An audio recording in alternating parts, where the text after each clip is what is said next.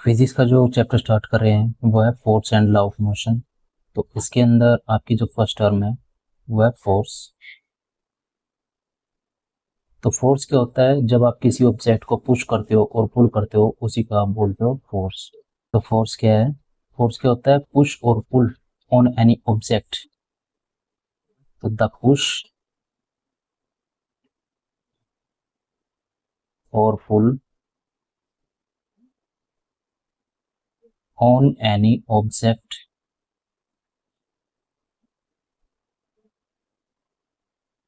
Is called force. तो किसी object को पुश करते हो या फिर पुल करते हो उसको आप बोलते हो फोर्स। तो जैसे कोई आपके पास ऑब्जेक्ट है, ये कोई ऑब्जेक्ट है,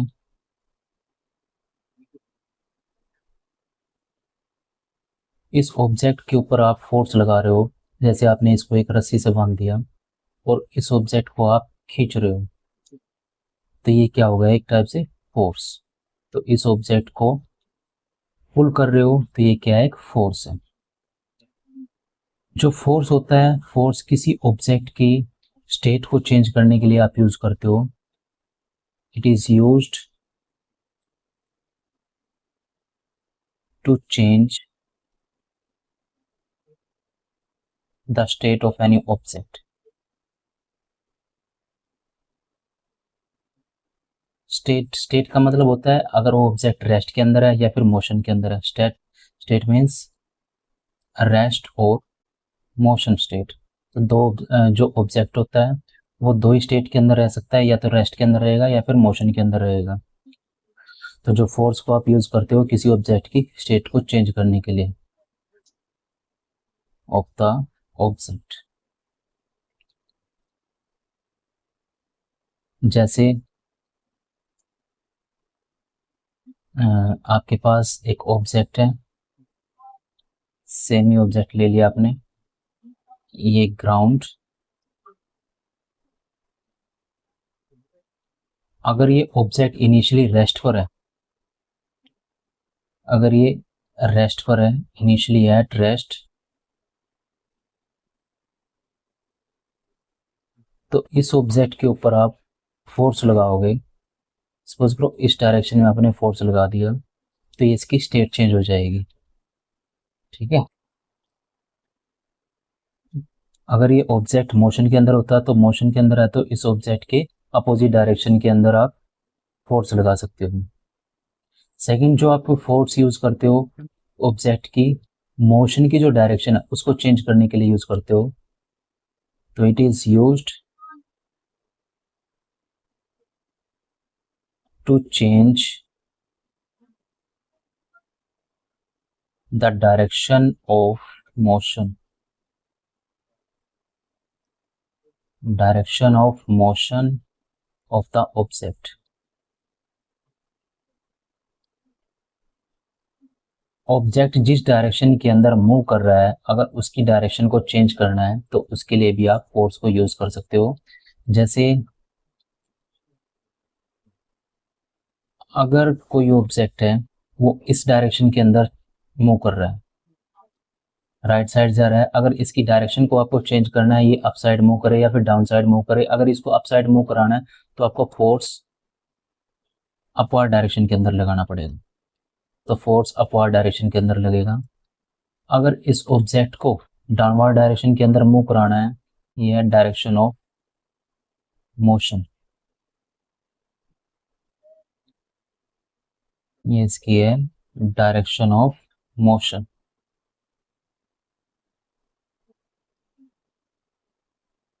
अगर इस ऑब्जेक्ट को नीचे की तरफ मूव कराना है तो फोर्स इसके डाउनवर्ड डायरेक्शन में लगेगा, तो फोर्स इस तरफ लगेगी। तो फोर्स को आप यूज करते हो किसी ऑब्जेक्ट की मोशन की जो डायरेक्शन है उसको चेंज करने के लिए, या फिर ऑब्जेक्ट को रेस्ट से मोशन के अंदर लेके आने के लिए, या फिर मोशन से रेस्ट के अंदर लेके आने के लिए। फोर्स को आप यूज करते हो ऑब्जेक्ट के शेप और साइज में चेंज करने के लिए। It is also used to change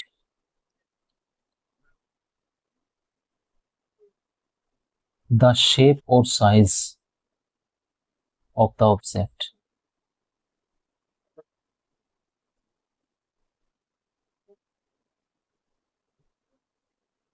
तो ऑब्जेक्ट के शेप और साइज को चेंज करने के लिए आप फोर्स का यूज करते हो। जैसे आपके पास कोई एक पेपर है तो उसको आप अपने हाथों से प्रेस कर सकते हो, तो जिसकी वजह से उसका शेप और साइज चेंज हो जाते हैं। तो ये सभी प्रॉपर्टीज होती है फोर्स की कि तो फोर्स को मेजर करने के लिए आपकी एक एसआई यूनिट होती है, SI unit of force.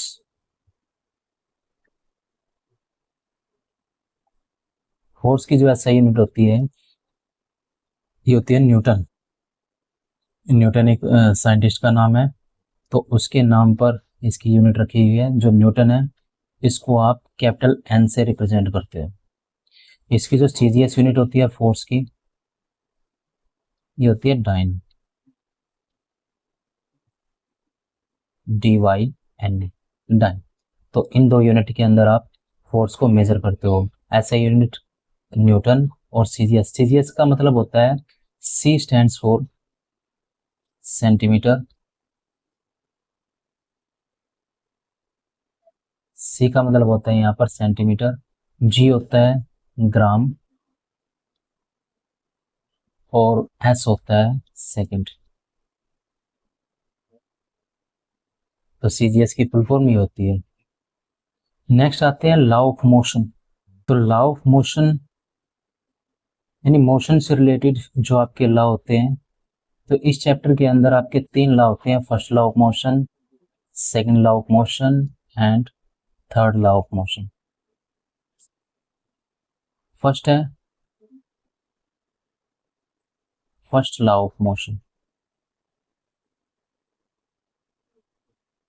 First law of motion क्या है?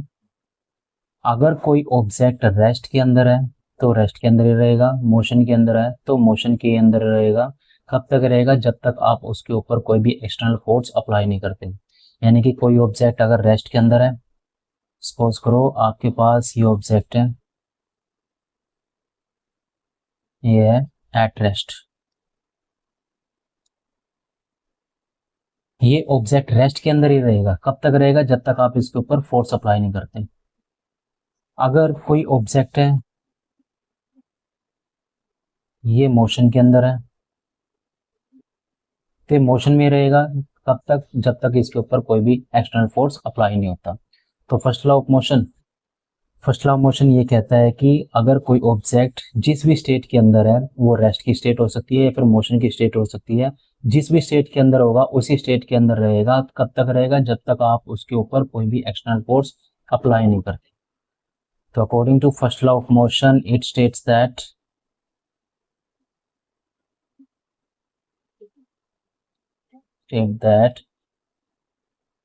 any object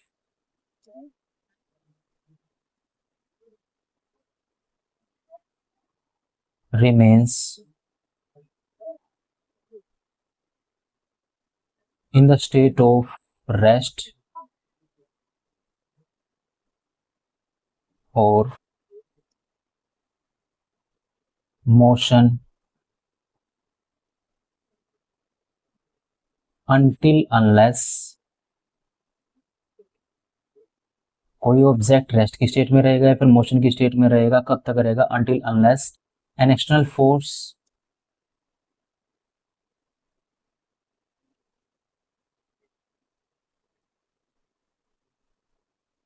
is applied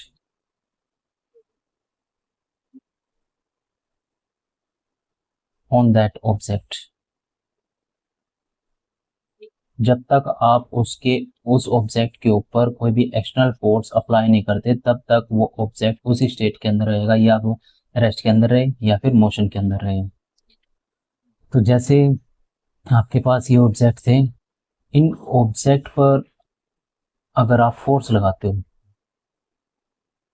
जैसे ऑब्जेक्ट है ये मोशन के अंदर था, तो इस ऑब्जेक्ट की स्टेट को चेंज करने के लिए, ऑब्जेक्ट अभी मोशन की स्टेट में है, इस ऑब्जेक्ट को रेस्ट में लेके आने के लिए आपको अपनी तरफ से एक फोर्स अप्लाई करना पड़ेगा। वो आपका एक्सटर्नल फोर्स, अपनी तरफ से जो फोर्स लगाते हो होता है आपका एक्सटर्नल फोर्स। तो इस डायरेक्शन में, इससे अपोजिट डायरेक्शन में आपने फोर्स अप्लाई कर दिया, तो जिसकी वजह से ये ऑब्जेक्ट क्या हो जाएगा, रेस्ट पे आ जाएगा, finally come to at rest.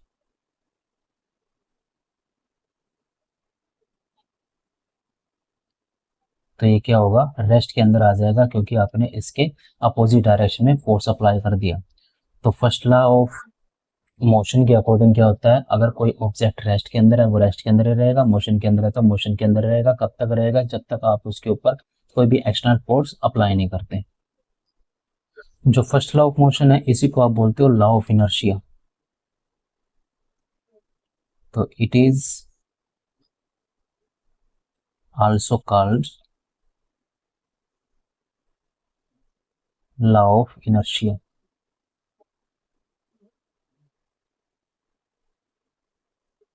Law of inertia क्यों बोलते हैं, क्योंकि ये जो अपनी स्टेट को चेंज ना करना, ये क्या होती है, उस बॉडी की इनएबिलिटी होती है, कि इस बॉडी की इनएबिलिटी है कि अपनी स्टेट को चेंज ना कर पाना।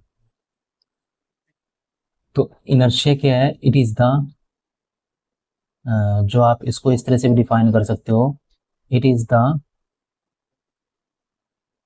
Inability of a body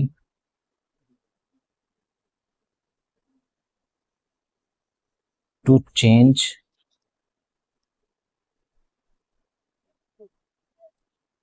it's state of rest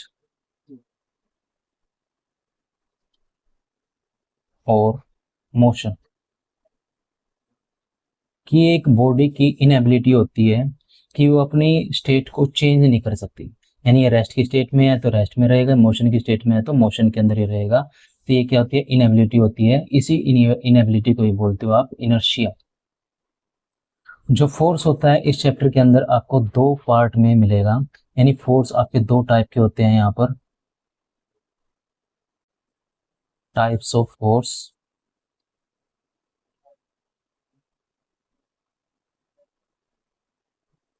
first आता है balanced force.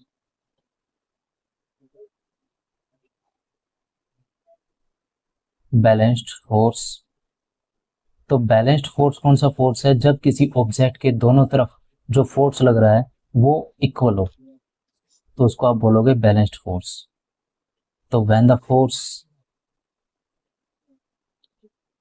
The forces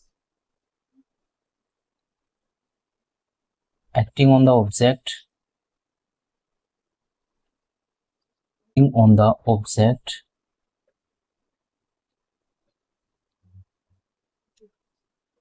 on both sides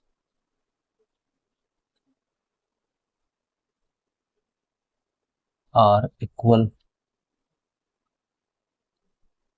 अगर जो फोर्स लग रहे हैं किसी ऑब्जेक्ट के दोनों तरफ वो equal, when the force is acting on the object on both sides are equal, तो उसको आप बोलोगे balanced force, called balanced force.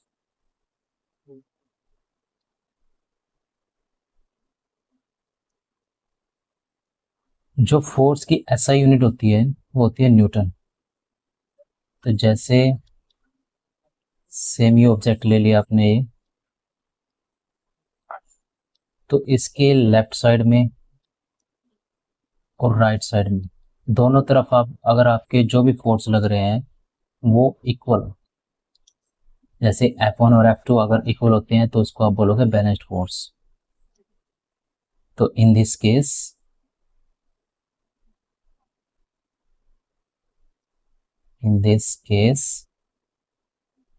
F1 equal F2, जो F1 फोर्स होगा ये F2 फोर्स के बराबर होगा। अगर ऐसी कंडीशन होती है तभी आप उसको बोल सकते हो कि वो बैलेंस्ड फोर्स है। जो सेकंड टाइप का है इसके अंदर वो है अनबैलेंस्ड फोर्स। अनबैलेंस्ड फोर्स, नाम से ही पता चल रहा है कि जो आपके ऑब्जेक्ट है उसके दोनों तरफ जो फोर्स लगेगा वो अनबैलेंस होगा।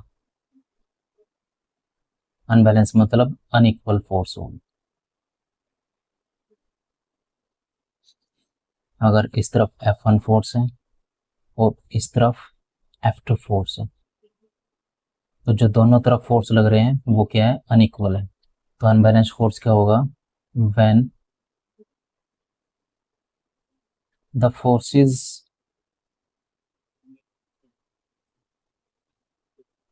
acting on the object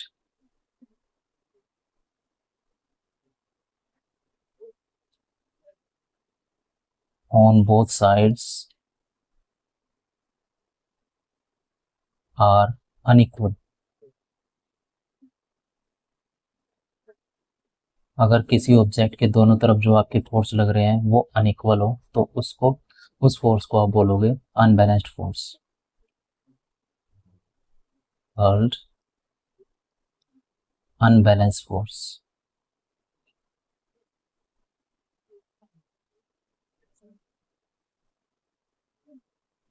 unbalance force होगा। इस केस में क्या है, अगर F1 ज्यादा हो जाए F2 से, if F1 is greater than F2, तो जो ऑब्जेक्ट है अगर एक तरफ फोर्स ज्यादा है, F1 ज्यादा है F2 से, तो इस केस में ऑब्जेक्ट जो है वो मूव करेगा किस डायरेक्शन में, left side. Then the object moves towards left, moves towards left. तो जो ऑब्जेक्ट है वो लेफ्ट साइड मूव करेगा। अगर F2 ज्यादा हो जाए F1 से, तो जो ऑब्जेक्ट है वो मूव करेगा right side. Then the object moves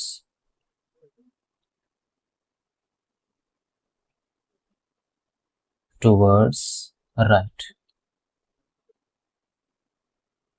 तो ऑब्जेक्ट राइट साइड मूव करेगा।